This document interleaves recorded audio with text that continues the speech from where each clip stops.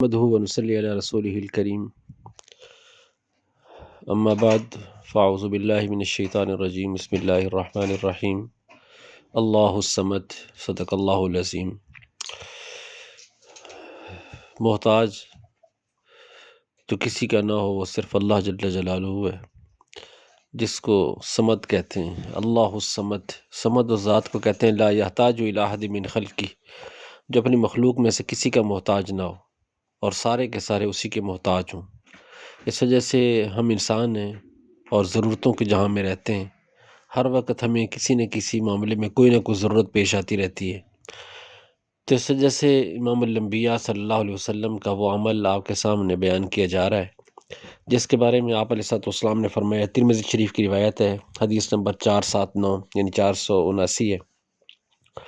راوی حضرت عبداللہ بن ابی اوفیٰ رضی اللہ تعالیٰ عنہ ہیں، وہ یہ فرماتے ہیں کہ آپ علیہ السلام نے فرمایا، جس شخص کو کوئی بھی ضرورت پیش آئے، دینی ہو یا دنیاوی، اس کا تعلق مالک الملک سے ہو یا کسی آدمی سے، اس کو چاہیے کہ بہت اچھی طرح وضو کرے اور پھر 2 رکعت نماز صلاۃ الحاجت پڑھے، اور پھر اس کے بعد اللہ جل شانہ کی حمد و ثنا کرے، یعنی تعریفی کلمات کہے، جیسے سورہ فاتحہ پڑھ لیتے، پھر اس کے بعد درود شریف پڑھے اور پھر اس کے بعد یہ دعا پڑھے، تو انشاءاللہ اس کی حاجت ضرور پوری ہوگی، اس کی حاجت انشاءاللہ ضرور پوری ہوگی۔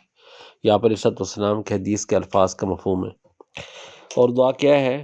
فرمایا لا الہ الا اللہ الحلیم الکریم، سبحان اللہ رب العرش العظیم، الحمد للہ رب العالمین، اسألک موجبات رحمتک وعزائم مغفرتک والغنیمۃ من کل بر والسلامۃ من کل اثم، لا تدع لی ذنبا الا غفرتہ یا ارحم الراحمین، ولا ہما الا فرجتہ ولا ہما الا فرجتہ ولا حاجۃ ہی لک رضا الا قضیتہا یا ارحم الراحمین۔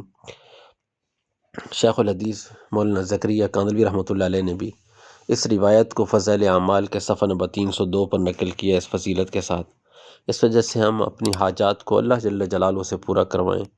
اللہ جل جلالہ وہ ذات ہے کہ جس سے جتنا مانگا جائے وہ خوش ہوتا ہے۔ باقی دنیا والوں کے سامنے کبھی بھی اپنی حاجت کو رکھیں گے، وہ ایک دفعہ رکھیں گے تو ہو سکتا ہے وہ خوش اسلوبی سے، ورنہ دوبارہ ہو سکتا ہے آپ کا فون ہی اٹینڈ نہ کریں، یا اس خندہ پیشانی کے ساتھ آپ کے مسئلے کو حل کرنے کے لیے نہ سوچیں۔ لیکن اللہ جل جلالہ کے دروازے پر جتنی بار آئیں گے وہ اتنی بار خوش ہوگا۔ اس وجہ سے آپ علیہ السلام کا بیان کردہ یہ عمل ہے۔ اس وجہ سے اس صلاۃ الحاجت کو اپنی حاجتوں کو پورا کرنے کے لیے عمل میں لائیں۔ اللہ مجھے اور آپ کو عمل کی توفیق نصیب فرمائے۔